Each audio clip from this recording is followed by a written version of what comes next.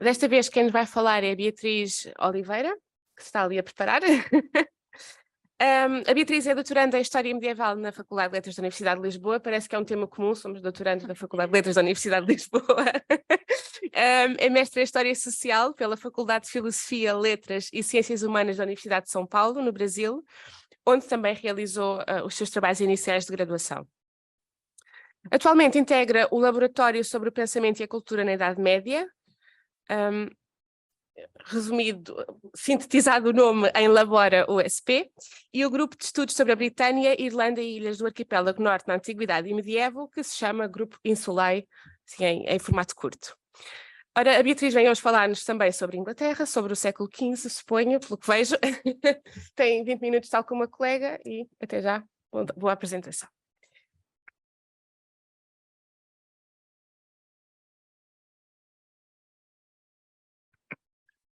Acho que agora foi. Bom, boa tarde a todos e a todas. Eu queria também começar agradecendo a comissão organizadora aqui presente, também todos os que estão presentes fisicamente e online. Bom, a gente vai ter um salto geográfico e temporal entre a minha apresentação e a da minha colega, porque agora nós vamos falar sobre o século XV e sobre a Inglaterra. Bom, a minha apresentação é baseada na minha atual pesquisa de doutoramento, e na qual estudo a família Plumpton, mas não apenas a família em si, mas também seus documentos e cartas e todo o contexto do século XV. No entanto, a fala de hoje será restrita para o caso de Sir William Plumpton, que foi patriarca da família Plumpton durante a maior parte do século XV, a sua relação com os seus filhos ilegítimos, a forma como o uso do sistema legal permeia essas relações e as consequências para os membros de sua família legítima. Para isso, proponho esse percurso de intervenções, partindo de uma breve contextualização e apresentação da família e, finalmente, as questões que, de fato, cercam essas relações. A família Plumpton faz parte de um grupo seleto de 5 famílias da pequena nobreza que tiveram maior proeminência ao longo do século XV inglês e que deixaram, entre aspas, suas correspondências para a posteridade. Tais correspondências encontram-se mergulhadas em meio aos 2 grandes conflitos vividos por essas famílias e que fundamentam todas as relações políticas, sociais e econômicas do período, o final da Guerra dos 100 Anos e as Guerras das Rosas entre 1455 e 1487. Assim como seus contemporâneos, os Plumpton participaram desses eventos e contribuíram para a política e economia regional, em algumas instâncias também nacional. O uso de uma seleção das cartas e documentos legais dessa família não é inocente, uma vez que foram muitos os casos judiciais em que se envolveram ao longo dos anos, principalmente entre as décadas de 1460 e 1490. As correspondências, mais do que os documentos, nos permitem compreender as conexões e motivações daqueles envolvidos em sua escrita e leitura. A linguagem empregada também ilustra e ajuda a explicar não apenas o grau de associação entre remetente e destinatário, como também suas expectativas e interesses. Os Plumpton foram uma família originalmente do norte da Inglaterra, com propriedades espalhadas pelo condado de Yorkshire, e estiveram a serviço da família Percy, dos condes de Northumberland, desde o Domesday Book, com seu ancestral Eldred de Plumpton. A partir do século XII, através de Nigel de Plumpton, aqui apresentado no documento, os patriarcas da família passam a serem ordenados cavaleiros com grande frequência e mantêm o domínio da propriedade de Plumpton Hall. Também continuam a servir tanto a coroa quanto os Percy até o final do século XVIII, quando a família se extingue. A questão sobre os nomes foi levantada aqui algumas vezes, e para o caso não só da família Plumpton, mas de outras famílias da nobreza, pequena nobreza, e para as linhagens reais da Inglaterra, o nome é importante e ele se repete, e para o caso dos ingleses eles têm 2 problemas. Um é que eles têm pouca imaginação para nomear os seus descendentes, eles repetem com grande frequência os mesmos nomes, e 2, eles tendem a usar o mesmo nome na mesma geração, o que pode ser muito confuso. Sir William Plumpton foi um senhor de terras ligado à família Percy e o serviu como administrador de algumas de suas propriedades, como os castelos de Topcliffe e Spofford. Também serviu a coroa através do Ducado de Lancaster, onde foi administrador do castelo de Nesborough, além de ocupar uma série de cargos públicos regionais e nacionais, como xerife de York, entre 1477 e 1478, de Nottinghamshire e Derbyshire, em 1452, juiz da paz em West Riding e membro do parlamento representando o condado de Nottinghamshire entre 1436 e 1437.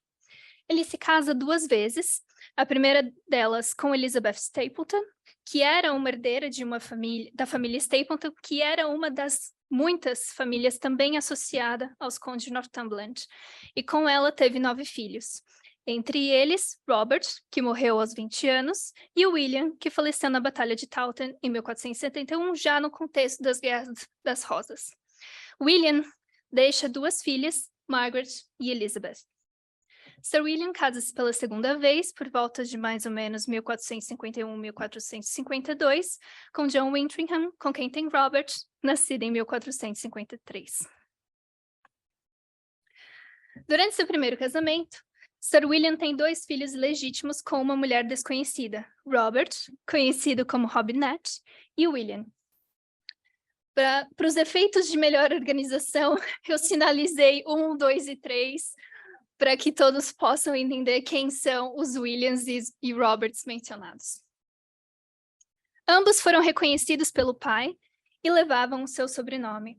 De acordo com um estudo realizado por Tim Thornton e Catherine Carlton sobre a sociedade nortenha inglesa, o reconhecimento de filhos ilegítimos por seus pais era uma prática recorrente entre famílias da pequena nobreza, e esses filhos serviam como um ponto de apoio aos seus pais em diversas instâncias, desde pessoas para a formação de alianças políticas, a defesa militar e aconselhamento legal. Existe a possibilidade, no entanto, da existência de um terceiro filho ilegítimo. As circunstâncias do segundo casamento de Sir William e a legitimidade de seu filho nunca ficaram bem claras na documentação, e, segundo a mesma, Sir William é questionado em 1468, quando é convidado a comparecer perante a corte clerical e civil de York para responder sobre irregularidades em sua vida privada.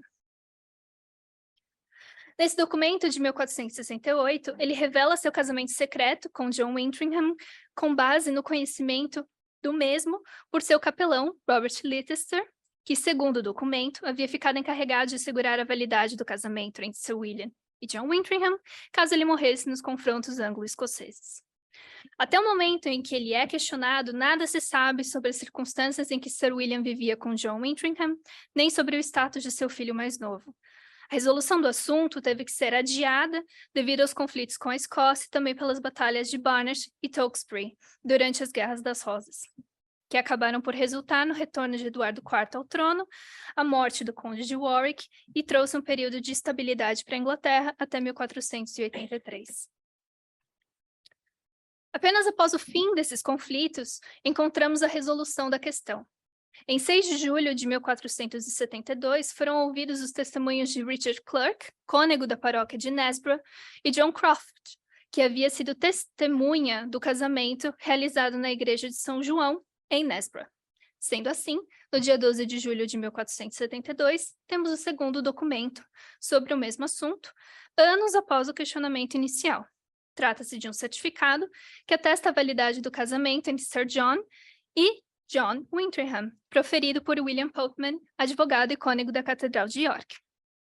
E esse também sanciona e legitima o nascimento de Robert, o filho do casal, uma vez que ele teria nascido cerca de 1 ano após o matrimônio de seus pais. Com isso, portanto, Sir William, de uma só vez, tem seu casamento legalizado e ganha um filho herdeiro legítimo. Parece um tanto conveniente que apenas após ser questionado, ele tenha confirmado seu casamento secreto, efetivamente legitimando seu filho, usando, ao que parece, não apenas os artifícios legais que tinha, mas também a influência perante aqueles que eram socialmente inferiores a ele e a sua ligação com a família Percy, uma vez que William Popeman era padrinho do conde de Northumberland. Não nos soa muito estranho ou improvável que ele tenha, de alguma forma, auxiliado Sir William nessa legalização do seu casamento. Robert havia vivido os primeiros 15 anos de sua vida como ilegítimo, na mesma condição de reconhecimento de seus meio-irmãos. Segundo Rachel Moss, a sua legitimação e ascensão ao herdeiro poderia ter causado algum ressentimento e frustrações aos seus meio-irmãos mais velhos. Pronto. Sobre eles, não existe muito conhecimento, tanto nas cartas quanto nos documentos. As datas de nascimento de ambos não encontram-se registradas, tampouco sabemos sobre o paradeiro de sua mãe. Também existe um conflito sobre a ordem de nascença de ambos. Alguns trabalhos apontam para William como mais velho, outros para Robert. Então, eu decidi deixar dessa forma, uma vez que Robert é o único que nós temos algum ponto de referência com a sua data de morte. A vida de William não aparece registrada em nenhum documento, a não ser sobre uma disputa que teve com o sobrinho de seu pai, Edward Plumpton, que é mencionada em uma carta de 1490 acerca do assunto de uma propriedade. Nela, ele é chamado por Edward de William Plumpton, o bastardo. Sabemos também que assume o nome de William Plumpton de Yorkbrook após 1480, que é a data de morte do seu pai, e foi enterrado na Igreja de Todos os Santos em Kirkby, em Yorkshire. No entanto, Robert, conhecido como Robinette, tornou-se advogado e serviu tanto seu pai como seu meio-irmão, Sir Robert, em assuntos legais. Também foi um servidor público do Conselho da cidade de York, sendo mencionado em algumas atas do registro público da mesma. Segundo John Kirby, ambos teriam sido criados dentro da casa de Sir William, mas não encontramos nenhuma evidência que aponte para isso. Também sabemos que, em seu testamento, Sir William deixou o usufruto vitalício de algumas terras do condado de Derbyshire e a casa senhorial de Yorkbrook para Robinette e William. No entanto, existe a possibilidade de que tenham sido minimamente integrados no círculo de alianças de seu pai, pois sabemos que pelo menos Robinette recebeu uma educação formal e tinha um escritório em York, onde podia advogar e tratar de assuntos legais que envolvessem pessoas do círculo de associação de sua família e sua própria família, inclusive em questões de disputas territoriais e roubos, como foram alguns desses casos apresentados no King's Bench. Ele não participou da defesa de nenhum deles, mas pelo que sabemos através das cartas, foi responsável por uma série de movimentações legais em favor de seu pai e, posteriormente, seu meio-irmão. Também é possível que existisse tal integração devido à forma como Robinette escrevia suas cartas a Sir William e, posteriormente, a Sir Robert. Quanto ao primeiro caso, encontramos em uma longa carta datada de 1477 a maior interação entre pai e filho. Embora se dirigisse ao pai tal como um criado se refere ao seu senhor, Robinette pergunta sobre membros da família e pede para que seu pai mande lembranças à senhora da casa, que na altura já era a segunda esposa de Sir William, John Wintringham. Também menciona informações sobre o casamento de seu meio-irmão, Sir Robert, com Agnes Gascoigne, chamando-o de meu irmão Robert. Mais tarde, em outra carta datada de 1500, Robinette se refere ao meio-irmão como meu reverendo mestre e irmão, Sir Robert Plumpton, reconhecendo não apenas a ligação fraternal, mas também sua posição na família perante o novo chefe da mesma. No entanto, tais relações entre Sir William e seus filhos nem sempre favoreceram sua família legítima. Com a morte de Robert Plumpton em 1450, William Plumpton, que nesse caso é o segundo William que aparece naquela árvore, havia se tornado o último filho legítimo de Sir William e Elizabeth Stapleton e, portanto, o herdeiro de seu pai. Com seu falecimento na Batalha de Towton, onde lutou pela casa de Lancaster, e na ausência até então de filhos legítimos, Sir William recorre às suas netas, herdeiras de seu falecido filho. Nos anos de 1463 e 1464, realiza 2 contratos de casamento em nome de suas netas, Margaret e Elizabeth Plumpton. As meninas, que ainda tinham 4 e 3 anos de idade, respectivamente, estavam sob a guarda paternal de seu avô, que detinha o direito de casá-las com quem pretendesse. Sendo assim, realiza o noivado de Margaret com John Rowcliffe e de Elizabeth com John Souterhill, ambos filhos de homens que estavam dentro do círculo mais íntimo de relações e alianças de Sir William. Apesar de serem mais novos e inferiores em termos de status e poder, tanto Brian Rowcliffe, pai de John Rowcliffe, e Sir Henry Souterhill, pai de John Souterhill, eram advogados, bem vistos na sociedade de Yorkshire, e serviam Sir William em diversas instâncias, providenciando aconselhamento legal e defesa, em casos como, por exemplo, de concessões financeiras e disputas territoriais. Além disso, também estavam envolvidos com outras figuras importantes do período, como o Duque de Clarence, o Conde de York e Sir John Paston I, que é um membro de uma das outras famílias daquele grupo de 5 famílias que deixaram cartas ao longo do século XV. Através dos acordos de matrimônio, tanto Margaret quanto Elizabeth haviam sido reconhecidas como co-herdeiras de Sir William e, portanto, receptoras da maior parte da herança da família. Os contratos também incluíam uma cláusula que garantia a mesma herança caso Sir William viesse a casar pela segunda vez e tivesse um herdeiro masculino. No entanto, como já sabemos, através do reconhecimento do casamento de Sir William com John Wintringham, que teria sido realizado por volta de 1451 e 1452, e a legitimidade de Robert Plumpton em 1453, os termos que garantiam as heranças de Margaret e Elizabeth tornavam-se nulos, uma vez que tanto o segundo casamento quanto o nascimento de um herdeiro masculino aconteceram antes da data dos contratos matrimoniais. Sir William, com sua grande capacidade de conhecimento legal, decide, no entanto, iniciar um processo a partir de 1475, no qual, através de uma série de documentos, concede em vida todas as suas terras, bens e propriedades a seu filho Robert. É esse aqui mesmo. Nesse documento, datado de 1475, Sir William reverte todas as suas propriedades que haviam sido arrendadas para o seu usufruto, de modo que elas passassem para o usufruto de seu filho após a sua morte. Apesar de legal no ponto de vista de que era de seu direito conceder suas terras em vida a quem quer que fosse, ele estava infringindo as cláusulas dos acordos matrimoniais de suas netas. Como última manobra legal, Sir William declara, em um documento de 1478, que todas as suas terras, casas, bens, títulos e direitos em todas as suas propriedades passavam para as mãos de seu filho, Robert Plumpton, e seus herdeiros, deserdando por completo suas netas. Com sua morte em 1480, suas netas e respectivos maridos entram em uma batalha judicial contra Robert pelas terras que lhes eram de direito de acordo com os contratos matrimoniais. Tal conflito legal se estende pela vida de todos eles, tendo algumas resoluções parciais ao longo dos anos, incluindo uma proferida por Ricardo III em 1483. Essa longa batalha judicial acabaria por dividir a herança da família Plumpton e acarretou na perda considerável de suas terras nesse processo.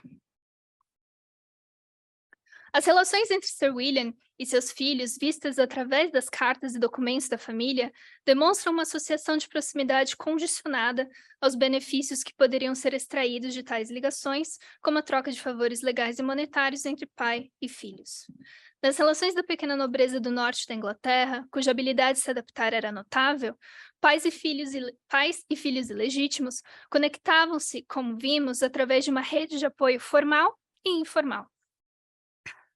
Robinette é o maior exemplo de um filho ilegítimo que encontrou formas de se manter fortemente associado ao círculo de influência de seu pai, promover os interesses da família e prosperar pessoalmente, sem exceder as expectativas de sua condição. O alto conhecimento da legislação local e nacional, além da vasta quantidade de advogados em seu arsenal, permitiu que Sir William usasse e abusasse do sistema legal a fim de conseguir e manter sua prosperidade e o legado da família. O que nos leva à relatividade nas relações entre Sir William e suas netas, que, como muitas mulheres, estavam submetidas aos poderes invioláveis da autoridade paternal e às consequências que o mesmo tinha em suas vidas. No entanto, também sabemos que Margaret e Elizabeth, junto com seus maridos, continuaram lutando legalmente pelo que lhes era de direito, demonstrando a presença feminina em ações judiciais que, para o caso da família Plumpton, voltaria a se repetir ao longo das gerações seguintes. As interações entre Sir William e seus filhos ilegítimos nos deixam claro que ele era um homem ambicioso, que conhecia a legislação vigente, estava amplamente envolvido com o cenário político que o cercava e estava disposto, como constatamos, a quebrar promessas e contratos, mesmo que esses fossem dentro de sua rede de alianças, para preservar o seu status e o de sua família. Obrigada.